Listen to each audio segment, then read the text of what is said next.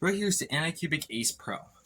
Anycubic's new multicolor system that goes with the Kobra 3 Pro. It holds up to 4 filament spools, which each of them can rotate freely. And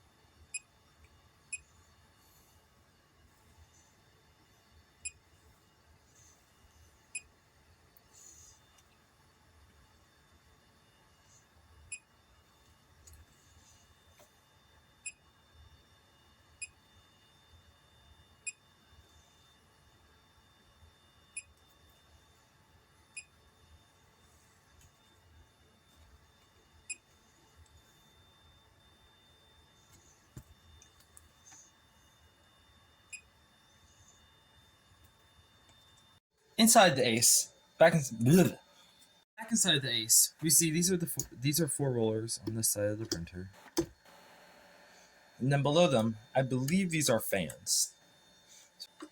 Right here we have things that help them roll there a bit better. Right here we have, I don't know what's in here, but I'm going to check that out. And then back here, right here we have 4 slots, 1, 2, 3, and 4, which all have their lights when you turn the printer on, which I don't know if it's going to turn on. Nope, it's off, never mind. Besides that, coming down a little bit more, we have a nice Anycubic logo right there with the Ace Pro name on it. I'll try to pop it up. Then when you close the box, there's a nice lock to keep all the warm air in. On the back of the Ace, you see here, we have the power cord, we have the on and off switch, we have 4 of these. Each of these tubes are hooked up to the printer, and they all come out when their filament's being pulled. Right here is what connects the printer to the thing. This is the plug that connects the Ace to the printer. I'll show you later where that connects to, and that is the port to attach another Ace Pro. Right here is the printer itself. It features a nice lit up logo right there. And then over here we have the touchscreen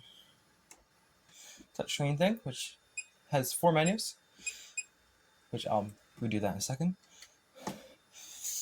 So if you zoom in closer, I broke my tripod this way.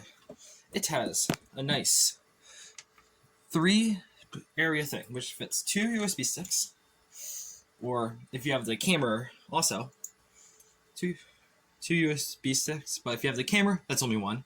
So, and then that's the port that connects to the back of the Ace Pro where I showed you earlier. Moving up, you have the magnetic double-sided PEI sheet, with one side being that, and the other being this side, which fits just like that, and for easy print removal. Moving up, my tripod's broken, ignore that. Oh, let's get stuck again. Okay. Okay. Moving up, right here is the head. Head moves mainly freely back there. Right here is the filament cutter. And right here is the 4 tubes of filament and the thing that houses that. Go back down, we have the moving bar right here. And then we come over here. Right here is where the filament's changed. It comes in there. It uses magnets. I feel like an instructor. Uses magnets to go into the printer, connects to a magnetic port. Connects to a magnetic port. Printer gets rid of the excess filament and flings it into this bin. I printed. I'll show you who made the bin later, but yeah. Either way.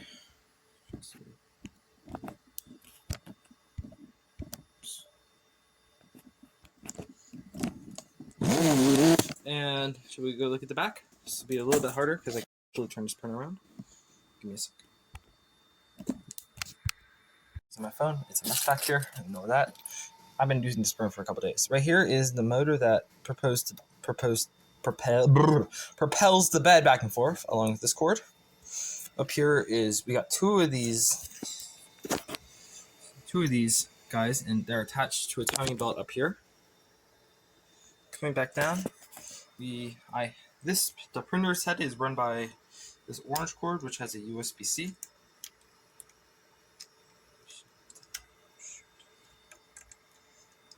This panel comes up with Mandro Upper, and underneath you'll see a fan.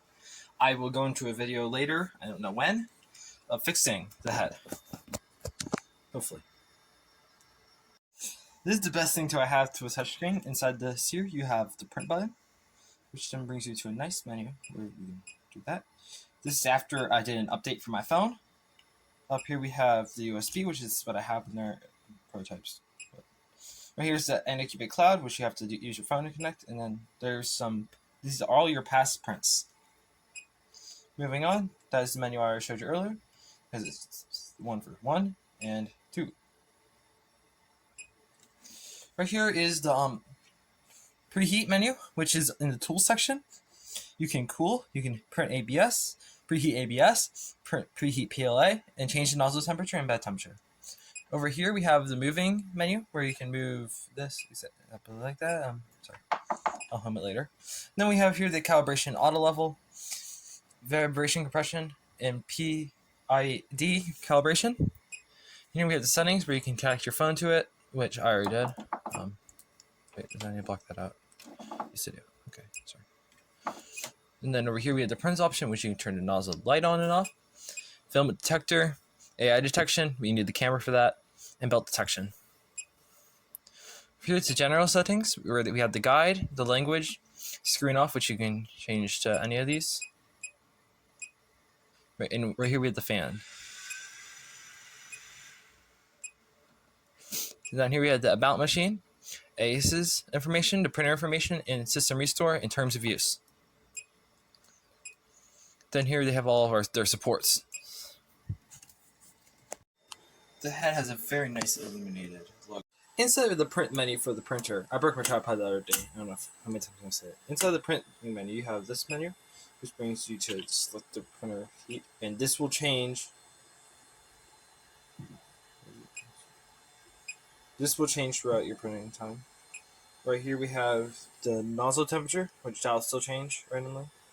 Here we have standard, same settings as on app, quiet, and sport. With sport being faster and quiet being slower. There's fan, ACE Pro settings, and normal settings, which just have you 2 with Z offset. Mess with that.